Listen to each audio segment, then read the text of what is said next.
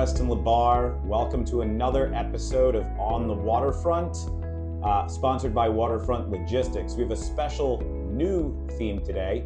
We have our Keynote Ventures Founders Focus Circle, and we have Eric Rodriguez with Vendor Flow. Eric, thanks for joining us today. Thank you for having me, Weston. Appreciate it. So tell us a little bit about Vendor Flow. First, to start off, high-level concepts. What does Vendor Flow do for a customer? Give me the elevator pitch. Sure, we're big picture communication software for trucking fleets to communicate with their truck drivers. We unify SMS, voice, and ELD messaging in one place so it can be more organized, so dispatch can be more productive. And we integrate with key systems to promote safety, compliance, and productivity in the fleet. So the best companies, obviously, it's the founder's story. That's why capital gets behind it. Investors want to support people that understand the industry, that have a passion, that have a great idea, as much as it is the product. So tell us a little about your origin story. Why did you get into this? What made you come to the conclusion Vendor Flow was the right path forward for you and the right company to start? Appreciate it. Yeah, we've been thinking about it for some time. I mean, the Vendor Flow team, we came out of a company called Next Trucking.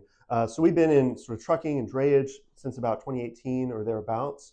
And there, we helped to build a TMS, we helped to build a mobile trucker app, and we were doing research on broader trucker apps. And we were just finding that it's hard to get drivers to install apps, train them on using it reliably, and especially getting them to communicate over special apps. We found that they tend to do, shocker, SMS and maybe WhatsApp and these type of other channels.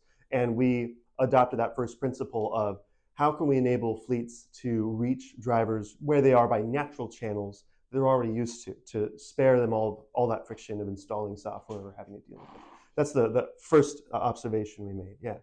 Yeah, and now you're 5 years in business. Congratulations. You started in 2020. Yeah. Tell us a little bit about that journey that you've been on, because you've had a few different iterations, lessons learned. Finally, you're really building a customer base, and you've got a great product. But what did it take to get here? It took a little bit. It has been a journey for sure. Because we started in March 2020. Anyone remember that month? Right when COVID was just a whisper, we were getting this off the ground. And it did start in a certain place. I won't bore the audience with the past. It was an email-related solution, but we eventually picked up from talking to fleets in early 2022 that there's a big need in the communications realm. And we were initially pursuing the freight broker market, and we had some freight broker customers, don't get me wrong, but we really found an opportunity in fleets. So really in these last couple of years, things have picked up a ton. We're working with dozens of fleets now, mostly in drayage and intermodal, and a whole handful of HTA fleets as well. So that's been a real pleasure to serve them. Yeah, shout out to the Harbor Trucking Association. That's right. So tell me a little bit, because you have a couple different demographics of what you would consider to be your ideal customer. Yeah. Talk to us about the types of fleets that would be ideal use for Vendor Flow. Yeah, it's super funny. I mean, we've talked to over 100 fleets now, right? And we've seen probably over 100 different ways of approaching driver communications. It's super funny how there's not a clear best practice here, not established in the industry at least. And what I mean by this is we'll talk to fleets that say, oh, we communicate with our drivers over SMS, of course, but also we ask them to install Microsoft Teams, or we ask them to install Slack, or we do WhatsApp, or we do ELD messaging like a Samsara or Emotive messaging, or, and forgive me, one more, TMS app messaging. When there's all these choices, it can be overwhelming to a fleet. And many of them will do SMS for some of them and other channels for other drivers in the same fleet, which gets messy real quick, as you might imagine. But the ideal that we find are a lot of fleets, what they lack is something called shared inbox texting. So if you don't have shared inbox texting, what you're doing is each dispatcher has their own line or their own phone. So you have a driver texting dispatcher A, and then that dispatcher goes on lunch, and then driver's trying to text them again. Oop, better switch to this dispatcher, but this dispatcher doesn't know what was said to the first dispatcher. It gets messy really fast, especially after 3 or 4 dispatchers in the firm. So we tend to come in and help fleets just be organized. Keep all the communications in one unified shared inbox. All dispatch can see it, all safety can see it, all management can see it, audit it in the future as needed. So that's just getting organized. It's so often the case in life, is step one So, with fleets. Yeah. so at a very high level, you're Yeah. providing visibility into the multi-level communication that Yeah. a front office or back office may have with the boots on the ground folks out in the fleet that are Yeah. driving the trucks, that are doing the deliveries, the pickups, the drop-offs. You're trying to synthesize so everybody understands if there is any communication, Right. anybody who needs to know is going to have a line of sight into that, so you can audit it. And at that point in time, you don't have disparate communication where Right. you don't have multiple people texting the same driver different things, or really you're trying to help folks look at it more as a fleet approach as opposed to a truck by truck approach. Sure, yeah. And to really simplify things, one should think of this as a phone system. What if a phone system was built for trucking? That's what we are an answer to. So a lot of fleets, they'll use Google Voice, RingCentral, Dialpad, the generics. We are something built for trucking. And we have, first, it's organized for trucking, the shared inbox model, but also we have certain functionality. Language translation you're not going to find in RingCentral, but in vendor flow, yeah, that's the thing. There's usually one dispatcher who doesn't speak Spanish, or probably a couple who don't speak Hindi. So language translation can be big. Even the ability to broadcast alerts to drivers. We weren't expecting that, but that tends to be a crowd favorite in vendor flow. Because if you don't have a broadcast feature, what is your dispatcher doing? They're doing copy, paste, send, copy, paste, send, copy, paste, send to 100 drivers on your Google Voice or whatever the case may be. So there's a lot of opportunity just to get the basics down, the foundations right. So then a fleet can be more ambitious in their pursuits. Yeah, so talk a little bit about that, because if you've seen one trucking fleet, you've seen one trucking fleet. Sure. You have, what I love about this industry is you have everything from a guy or a gal in a truck who have a vision and a dream, Sure. and very rudimentary, to the next level, which is companies who have been born out of, the person that could drive a truck and had a dream, all the way up to folks that are multi-billion-dollar companies that are backed by private equity, Sure. that are publicly traded.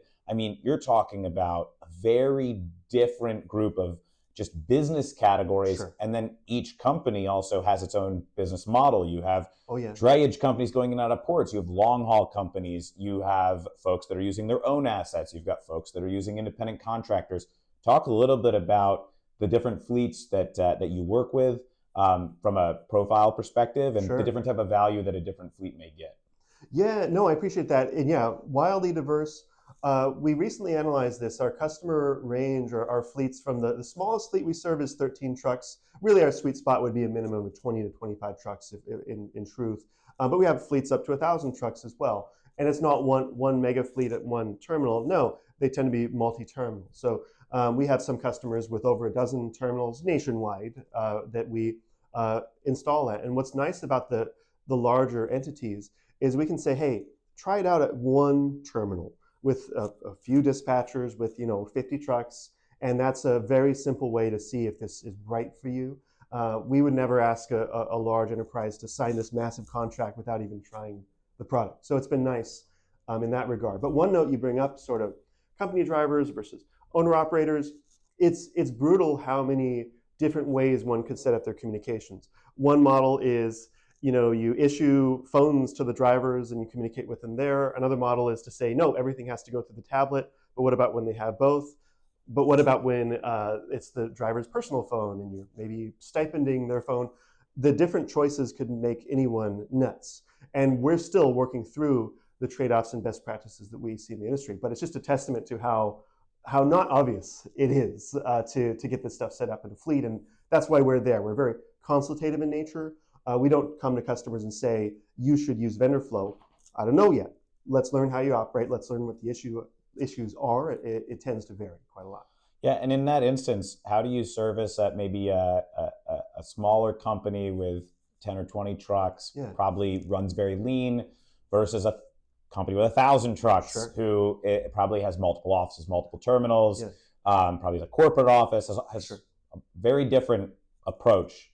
So what's the difference between the value to 1,000 truck company versus a 13 truck company? True. Well, I would say a couple things. The 1,000 truck company is probably more interested in standardizing operations across all their terminals. Their safety manager is going to want to have consistent rules of the way their drivers are interacted with. Maybe they want to set a rule in vendor flow that says, don't allow messages when after hours, or when the driver's off duty from a kind of labor perspective, or an obvious one, when the truck is moving, don't allow text messages to go through.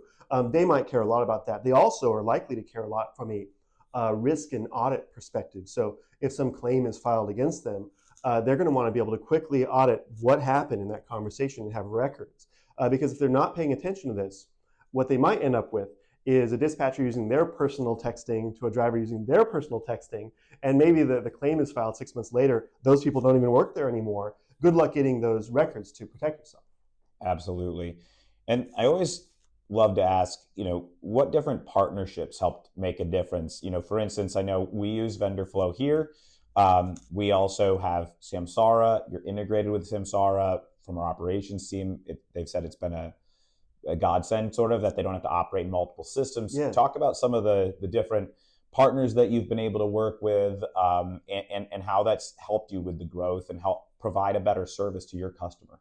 Of course, and the cliche answer, of course, is our customers have offered fantastic feedback. I mean, really, this product is purely a reflection of all the feedback we've gotten from all our customers. So thank Waterfront for that as one example. But to answer on the technology integrations, technology partnerships, we've observed that our fleets are really excited about ELD and telematics integration.